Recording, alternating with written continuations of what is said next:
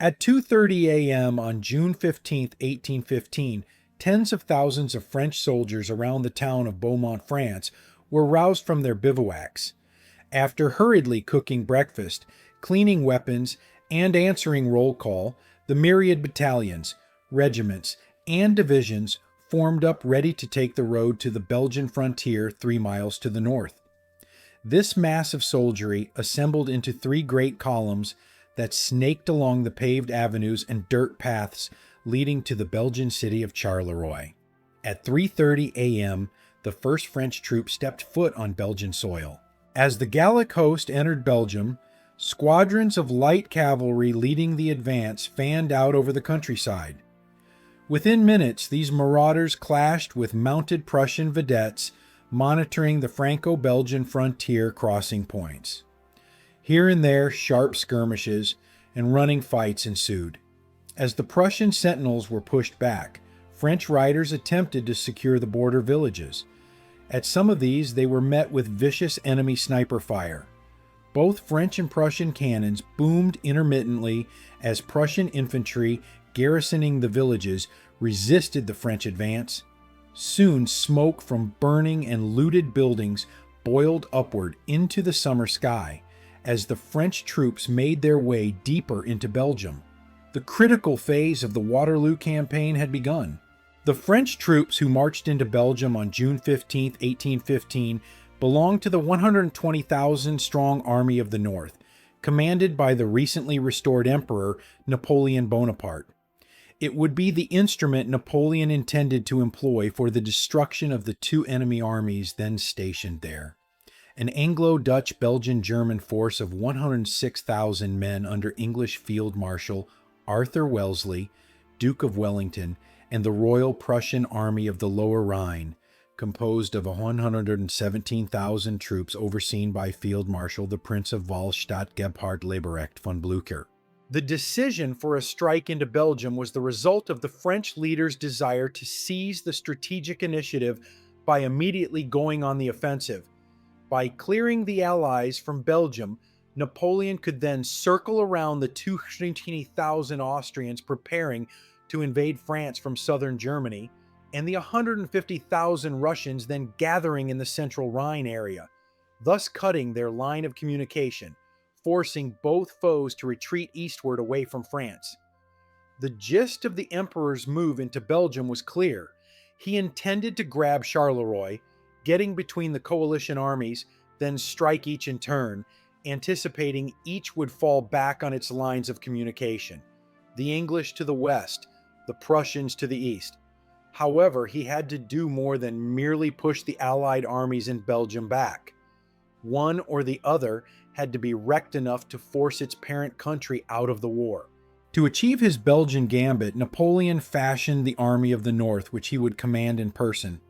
The most experienced force he had led since 1807, it was largely composed of veteran volunteers with few raw conscripts in its ranks and no dubious allies marching with it. Leadership up to corps level was generally good, and the Emperor had the undivided loyalty of the majority of the enlisted men as well as the field-grade officers.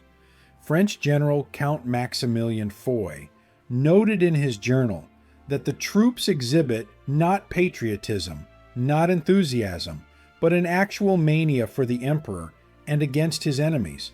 In terms of accumulated experience and achievement, the Army of the North possessed both in abundance, and its junior and mid-level leadership was outstanding. However, the army was deeply divided. On the one hand, the old sweats that had refused to serve under the restored Bourbon crown looked with great suspicion at those who had pledged allegiance to King Louis XVI, half expecting treachery and betrayal from them. Those who had switched from the royalist side to that of Napoleon on his return in 1815 loathed the superior airs of the other half of the army, and secretly longed to see them cut down to size. As one French officer recorded, there was no mutual confidence, no fraternity of arms, no interchange of generous feelings. Pride, selfishness, and thirst of prey reigned throughout. If the lower ranks and junior officers in the Army of the North were of good quality and capable of solid military performance, the same cannot be ascribed to its senior leaders. Napoleon, in many respects, even at the age of 46, was the same master of war he had been for the past 20 years. His capacity to organize, move, and inspire his troops remained extraordinary. When it came to concentrating before battle and then fighting in engagement, the Army's corps commanders were the most important figures. By 1815, so many of Napoleon's finest marshals and generals were dead, retired, or exiled that he had to staff senior positions with what was available. Some of these commanders were talented, while many others were timid and tired. During the 100 Days campaign, the quality of Napoleon's army wing and corps leaders was uneven.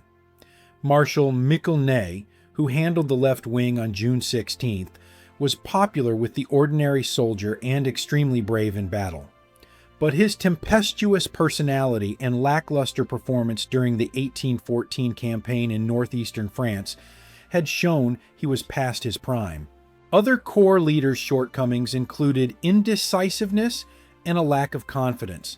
Such was the case with Jean-Baptiste Drouet, Count d'Erlon, the Ypres Corps commander, and also Count Honoré Rel, the 2 Corps commander. As for Dominique Vandamme, the 3 Corps commander, he was not terribly bright. In contrast, Count Maurice Gérard, the talented head of IV Corps, and Georges Mouton, Count of Lobau, the 6th Corps leader, were capable, as was Count Antoine Drouot, who efficiently handled the Imperial Guard Corps. At the helm of the Army's cavalry reserve stood Marshal Emmanuel, Marquis de Grouchy. Like Ney, Grouchy would act as an army wing commander when Napoleon was not present. He was a capable commander of mounted forces, but when exercising independent command lacked dash and imagination. His veteran subordinate cavalry corps leaders, General of Division François Kellerman, Counts Claude Pajol, Remy Exelmans, and Edouard Milieu, all were reliable tacticians. The Army of the North lacked cohesion resulting from the men not being familiar with their commanders and mistrusting their generals. The latter was due to the return of the Bourbon dynasty to power after Napoleon's abdication in 1814, during which time many generals had taken office under Louis XVIII. This left the majority of the rank and file in the army suspicious of the trustworthiness of these commanders. As a result, this military force was capable of swings between exuberant morale and great feats of arms and gloomy depression. The troops attributed every mishap and delay to treason, and if put under pressure, were prone to panic. The army lacked discipline. It was very able but also unstable. Ultimately, it was held together only by the shared fanatical loyalty to the emperor. The first enemy the Army of the North would encounter in its thrust into Belgium was the Prussians under Blücher. The armed forces fielded by the Kingdom of Prussia for the campaign of 1815 were plagued by low manpower quality, outdated equipment, and overall poor organization, making it the worst army the kingdom employed during the entire Revolutionary and Napoleonic Wars. This was in part brought about by the general lack of national resources due to 25 years of continuous warfare and the largely agrarian and economically underdeveloped nature of the kingdom. A substantial part of the Prussian infantry in 1815 consisted of untrained, badly equipped militia known as the Landwehr, many of whom came from territories only recently occupied by Prussia, and whose loyalty to their new masters was doubtful. The Prussian mounted arm was in the midst of a major reorganization when the campaign of 1815 began. Many of the newly raised cavalry regiments lacked training and cohesion, and thus were not ready for active service. The artillery arm needed equipment and was under strength in both guns and manpower. The poorly equipped, inexperienced Prussian army of 1815 was held together and prevailed due to the determination of its officers and enlisted men. At the apex of that leadership stood the army commander, Blücher. The Prussian commander was indomitable, resilient, and optimistic. He was always ready for a fight. Blücher was a veteran of dozens of battles. He harbored a pathological hatred for Napoleon. At age 72, the old hussar possessed an unlimited capacity to inspire his troops and was a team player. Although a dogged, consuming persistence did much to win him battles, Blücher did have drawbacks as a field commander. He tended to wage war by instinct rather than reasoned logic, had a modicum of tactical skill, but in the realm of strategy was completely out of his depth. Fortunately, the field marshal's military shortcomings were compensated for by the talents of his capable chief of staff, Lieutenant-General Count Neithart von Gneisenau. Gneisenau joined the Prussian army in 1786.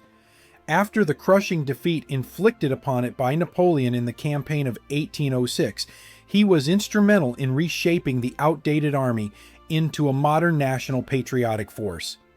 Together, Gneisenau and Blücher made a formidable command team. The final word on that extraordinary combination may have come from Colonel Baron Karl von Muffling, the Prussian military liaison to Wellington's allied army, when he wrote, "Gneisenau really commanded the army. Blücher merely acted as an example as the bravest in battle." The 4 infantry corps that made up Blücher's army were commanded by Lieutenant General W. Hans Karl Friedrich Ernst Heinrich von Zieten, Meist Arcourt, Majorei, General George Dubislav Ludwig von Pirch de Versars, Wavik Corps, Lieutenant General Johann Adolf Freiherr von Thielmann, mit der 3rd Corps, and General Friedrich Wilhelm Bülow von Dennewitz, our 1st Corps.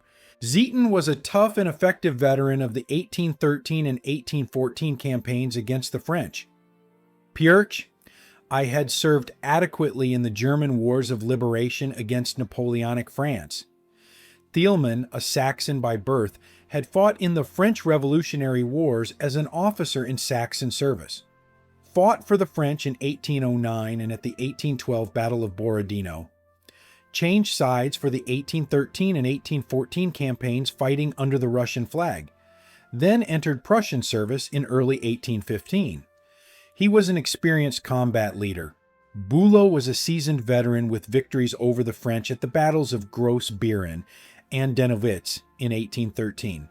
Although his corps was not present at Ligny, it was the main Prussian contribution at the Battle of Waterloo 2 days later.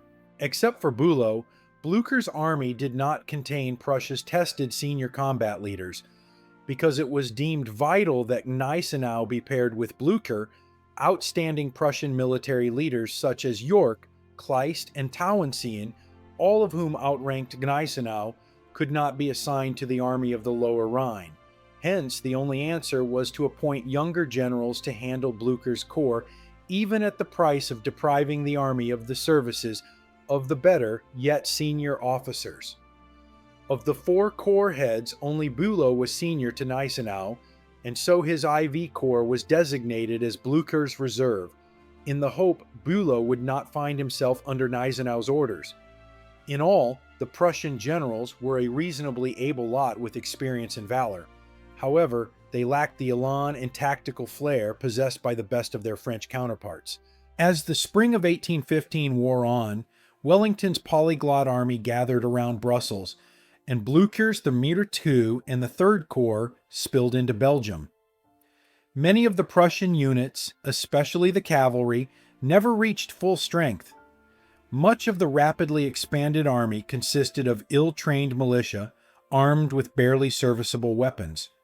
The infantry of the 1st and 2 Corps consisted of 1/3 Landwehr, that of the 3rd Corps 1/2, and in 8th Corps 2/3. Yet Blücher was not concerned with that. Morale and zeal mattered most to him, and he felt his men had both attributes in abundance. To Karl August von Hardenberg, Prussian Chancellor, Blücher wrote in late May, "In our troops reigns a courage that becomes boldness." The Allies planned to defeat Napoleon through their numerical superiority. All their armies were to cross the French frontier between June 27th and July 1st. Aside from this broad strategy, Blücher and Wellington had not arranged a concrete plan of operations. At a meeting on May 3rd, though, they did agree to concentrate their forces on the Quatre-Bras-Sombreffe line if attacked, so they could support each other. The Prussian remained confident about the military situation and wanted the coalition forces to attack the enemy with the most possible haste. To Hardenberg, he said, "Our delay in attacking the French can only have the greatest disadvantages." Blücher was soon proven correct after Napoleon launched his assault into Belgium. Within 2 hours of setting off from their encampments on June 15th, the French cavalry made contact with enemy outposts on the road to Charleroi. Prussian screening forces were soon forced to retire, as Prussian cannons fired 3 warning rounds, signaling the start of hostilities.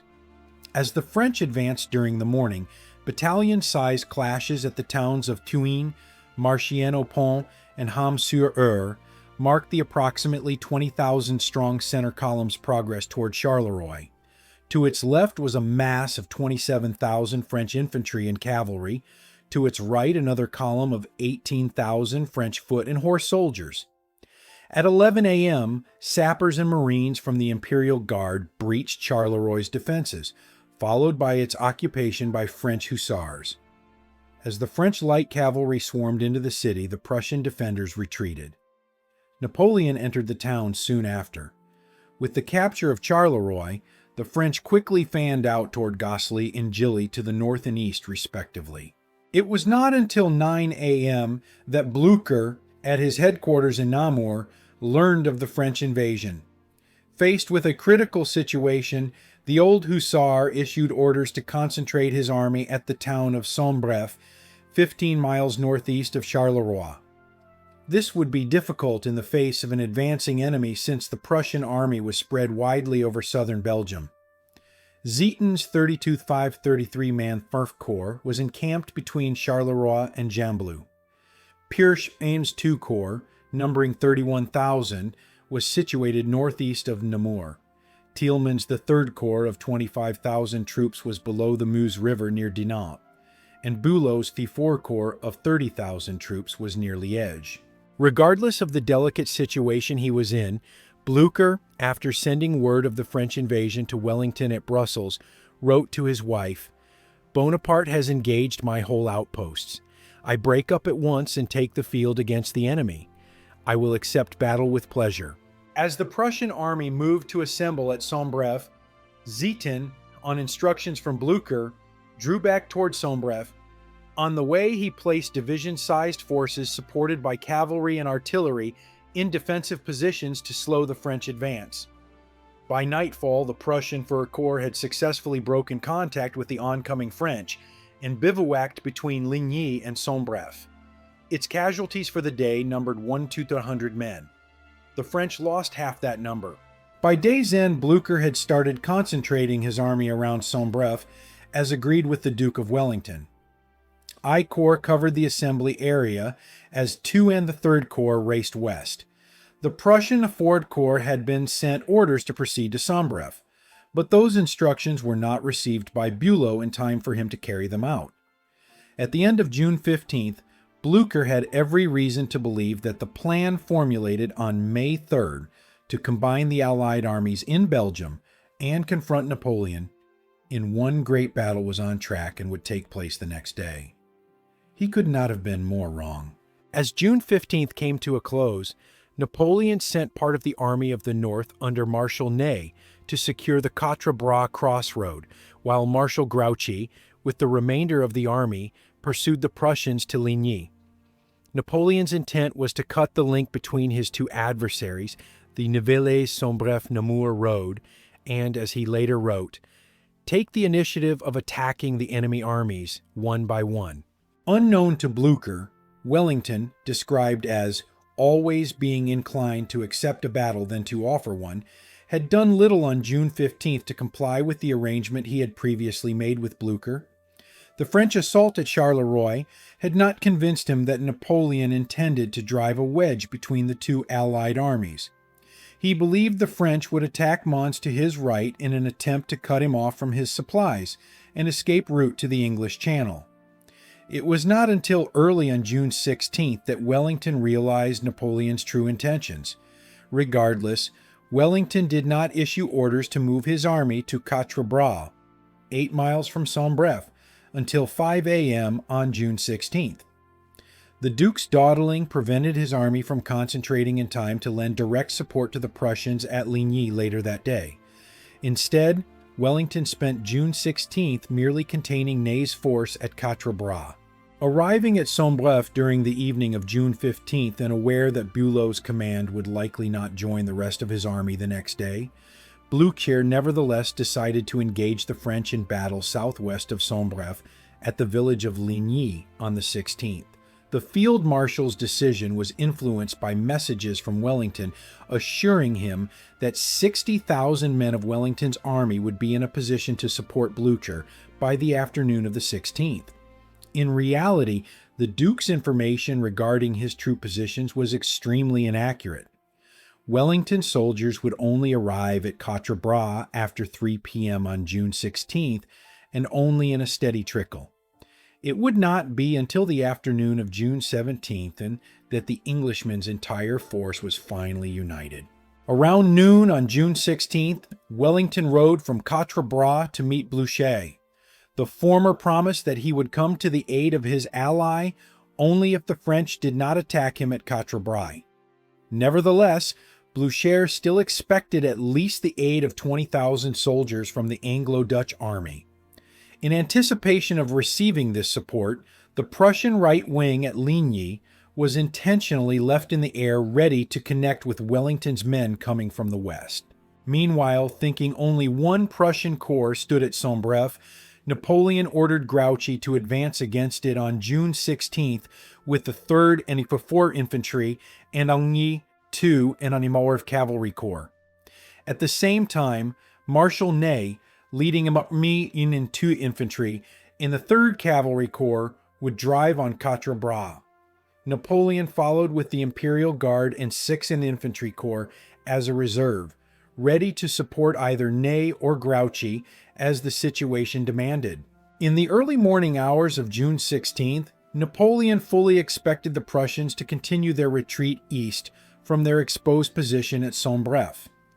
He therefore decided to throw the majority of the Army of the North against Wellington's forces in the area of Quatre Bras and then move on Brussels.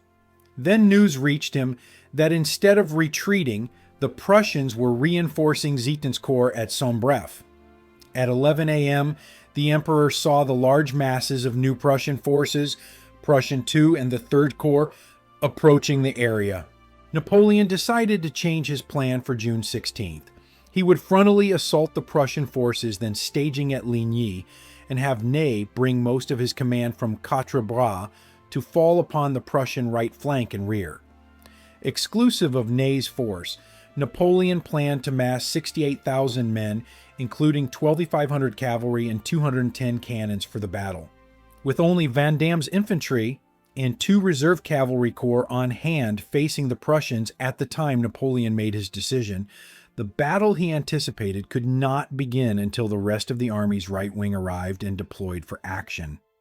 This would be around 2 p.m. at the earliest. As Napoleon revised his strategy, the Prussians concentrated their available forces near Ligny. The terrain there gave a number of advantages to the defenders. First, the undulating countryside contained considerable areas of dead ground in which troops would be concealed. Second, villages like Saint-Amand, Ligny, Sombref, Tongres, Boigny, and Baltard contained limestone buildings that could be turned into strongpoints. These sturdy buildings would function as ready-made field fortifications from which raw troops could fight. Third, Ligny Brook was a hard-to-cross marshland with only 4 bridges leading out of the Ligny Valley, all of which were dominated by Prussian-held villages. Fourth, the hamlet of Bry, north of Ligny, and Ligny Brook, covering 600 yards of front, was built like a fortress and could serve as a staging place for Prussian counterattacks or a last line of defense. Fifth, behind Saint-Amand and Ligny was a long, gentle, clear slope leading up to Bry. If the French were to seize Saint-Amand and or Ligny, they would then have to advance up the slope in open terrain against massed Prussian artillery. One weakness of the Prussian position was its right flank, which rested precariously in the air and on open ground. Another flaw in the deployment was that the Prussian troops were packed in close ordered formations on rising ground north of Ligny Brook. They proved to be perfect targets for French artillery once the battle opened. Blücher's strategy for the battle was one of aggressive defense. After holding up French attacks with his urban strongpoints, he would send his inexperienced men to retake any lost terrain by vigorous counterattacks. The recovered ground would then be held by fresh troops as long as possible. Blücher hoped this strategy would allow him to maintain his position long enough for Wellington to arrive. To implement his defensive plan, Blücher placed Zieten's I Corps along the line of the Ligny Brook, its left holding Ligny, its center at Saint-Amand, and its right near the village of Wagnally. The II Corps was placed in reserve in the rear of our corps on the Nivelles-Namur road, while the III Corps was stationed between Sombref and Mézy on the Prussian left. By 3 p.m., Blücher had established a 7-mile battle line containing 76,000 infantry, 8,000 cavalry, and 224 cannons. The French army deployed for its assault throughout the hot early afternoon. Vendôme's Neamerxier Corps, supported by Lieutenant General Baron Gerard's 7th Infantry Division, the Infantry Corps, drew up north of the village of Wangenes, just to the west of Fleurus, facing northeast toward the Prussians holding Saint-Amand. 9 squadrons of light cavalry under Lieutenant General Jean-Simon Baron d'Aumont covered its left flank. Vendôme's artillery did not arrive until after the battle began. Gerard's IV Corps deployed at right angles to III Corps facing Ligny, its 24 pieces of artillery drawn up 600 yards from the town. The mile and a half between III and IV Corps was filled by Milhaud's horsemen. Gerard placed Brig. General Baron Etienne Hulot's infantry division, with 8 guns, behind his other divisions at right angles facing northeast. Flanking Hulot was Lieutenant General Baron Morin's cavalry division with 6 guns.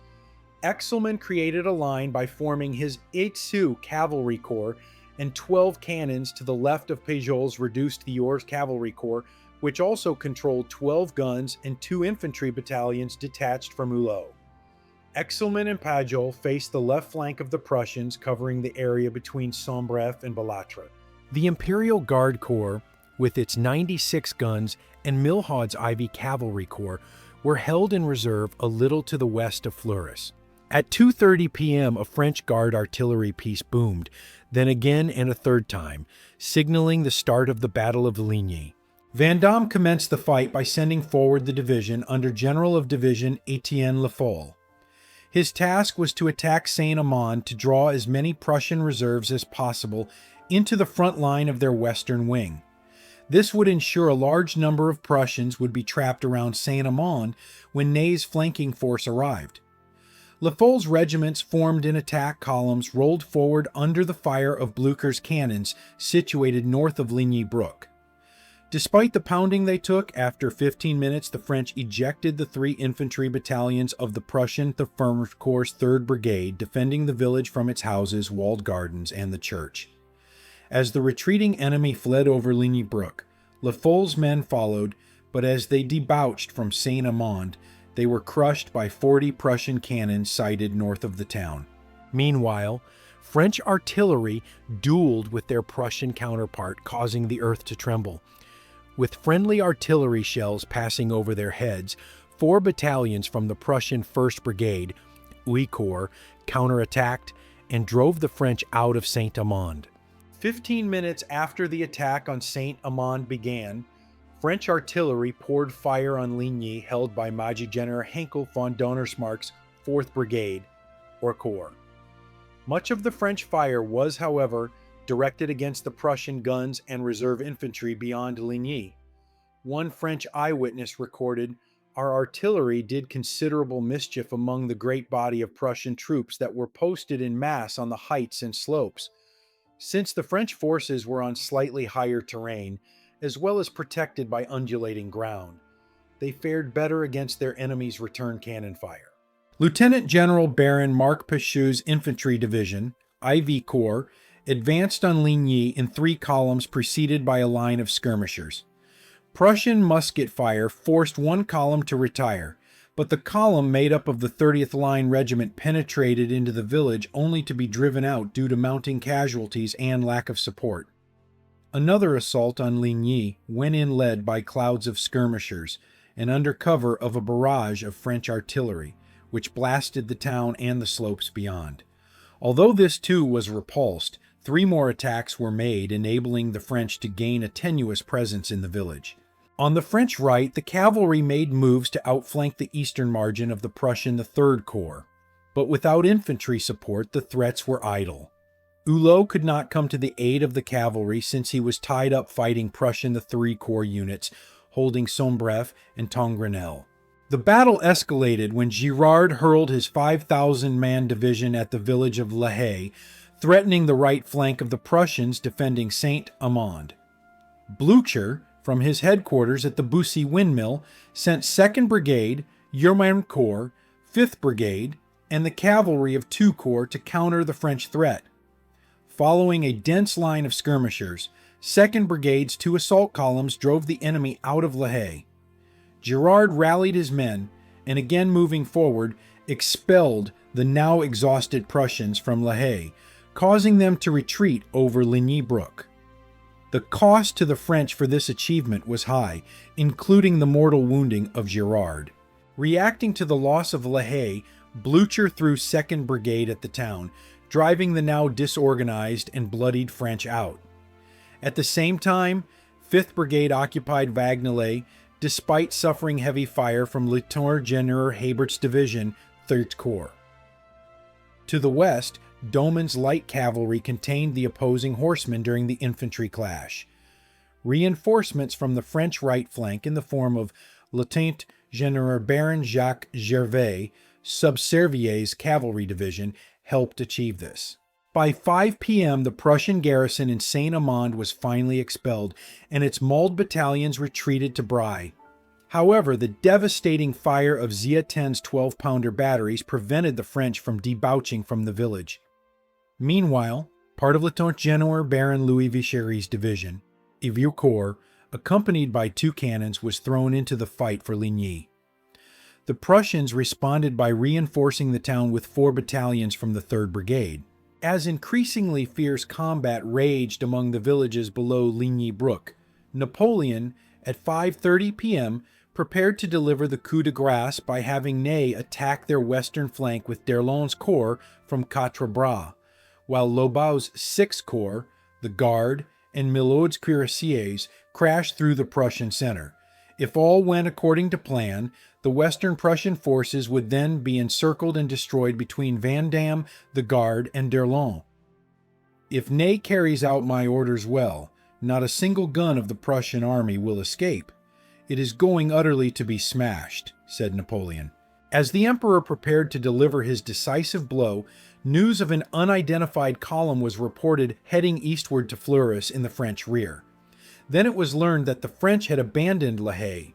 Worse, Vandamme wrote that unless he was reinforced, he would lose Saint-Amand. Reacting to the multiple crises, Napoleon ordered 6th Corps and part of the Guard back to Fleurus, while sending support to Vandamme. As the French scrambled to cope with the phantom force bearing down on their left flank and rear, Blücher scrounged together battalions from his Bertrand-II Corps and flung them at Saint-Amand. After close quarters fighting, the French fled the northern part of the village. Meanwhile, the Prussian 5th Brigade, supported by artillery, left Vagnolay and attacked La Haye but was thrown back. Blücher was seen in the thick of the fighting on his black charger. In the nick of time, the young Guard Division, Guard Corps, arrived and with Girard's infantry rallied and drove back the enemy near La Haye, while Vandamme's men ushered the Prussians out of Saint-Amand. On the French eastern flank, the villages of Boigny and Balatre were barely wrenched from the Prussians in bitter fighting. At Ligny, the close quarters combat amid the burning buildings continued unabated. The Prussian 4th Brigade was replaced with fresh battalions after losing 2,500 men out of the 4th 721 who entered the fight. The French countered by pouring Vichery's 2nd Brigade into the inferno. At 6 p.m., Blücher received the shocking news that Wellington, who had his hands full fighting Ney at Quatre Bras, would not be coming to support the Prussians at Ligny. Undaunted, Blücher resolved to win the battle by himself. He gathered up a few wrecked formations from his 2nd line, as well as the last fresh battalions from the 2nd Corps, and shouting to his men, "Fix bayonets and forward," led them again between Waterloo and La Haye toward the French. The Prussian tide soon broke upon the immovable 3 chasseur regiments of the Old Guard Division, which repelled the Prussian assault and then went on to occupy La Haye. At this point in the battle, the 22nd and 70th Line regiments, Lieutenant Baron Habert's division, tramped through St. Amand and deployed to its north, and, seeing enemy cavalry nearby, went into squares. Charged by enemy cavalry, the 22nd panicked, broke, and was mercilessly hacked down by the horsemen. The 70th retained its square and maintained its position. It was now 6:30 p.m. and Napoleon finally discovered the identity of the mystery column approaching from the west. It was d'Erlon's Corps, 20,000 strong. Napoleon sent it orders to attack the Prussians at Waterloo, but it was too late. d'Erlon was marching back to Quatre Bras on Ney's instructions. By 7:30 p.m., thick clouds of smoke from burning villages mixed with rain and the sound of thunder hung over the battlefield. Suddenly, several guard batteries commenced firing from south of Saint-Amand, while others east of Ligny opened a devastating cannonade. This was followed at 7:45 p.m. by the advance into Ligny of the Guard Infantry, General Claude Etienne Guyot's Heavy Cavalry Division, and Milhaud's Riders. These formations moved through Ligny and north and south of it. This avalanche was sent forward by Napoleon when he realized the Prussians had no reserves north of Ligny, Blücher having squandered them in the failed counterattack in the Wagnelay-Saint-Amand sector. As the Guard passed their emperor, they shouted, "No quarter!" As the Guard crashed into Ligny, the Prussians buckled but did not break. In fact, they counterattacked but were repulsed. The French infantry soon exited Ligny, reformed their lines, and started up the slopes toward Bray and the heart of the Prussian position. In support rode a massed column of Milhaud's cuirassiers. As the Guard juggernaut neared, the Prussian line dissolved. Seeking to avert the unfolding disaster about to overtake his army, Blücher ordered a counterattack with the Burspar Corps Cavalry Brigade. The 6th Uhlans Regiment charged the 4th Grenadiers of the Guard but was swept away by French musket fire. Then a 2nd and 3rd wave of Prussian cavalry attacked, meeting the same fate as their Uhlan comrades, also being struck by French cuirassiers.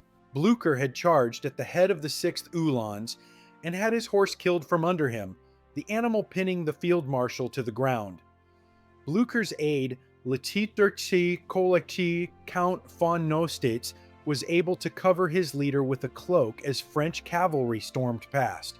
With help from some retreating Prussians, the dead mount was removed from Blücher's body and the general was placed on a horse and led to a nearby unit of Prussian infantry, which retired to safety. French forces pushed on from Saint-Amand and Ligny and attacked Sombref, driving back the Prussian 12th Brigade, the 3rd Corps, and the remains of the 1st Brigade. As the Prussians attempted to create a defense at Bray, to the east Thielmann tried to take the pressure off of the Prussian west wing by attacking down the Sombreffe-Fleurus highway with a brigade of cavalry supported by a battery of horse artillery. This small effort was soon derailed when French dragoons attacked the Prussians and drove them back. In the gathering darkness, Lieutenant General Antoine Morin led his French cavalry division, detached from Gérard's corps, up the Fleurus-Sombreffe road deep into the enemy's position. He was brought to a halt when Thielmann sought to establish a new defense line between Bray and Sombreffe. Grouchy's cavalry pressed forward to occupy Tongrinne, just vacated by Thielmann, but could advance no farther. Not knowing whether Blücher was alive or dead, command of the army devolved on Gneisenau.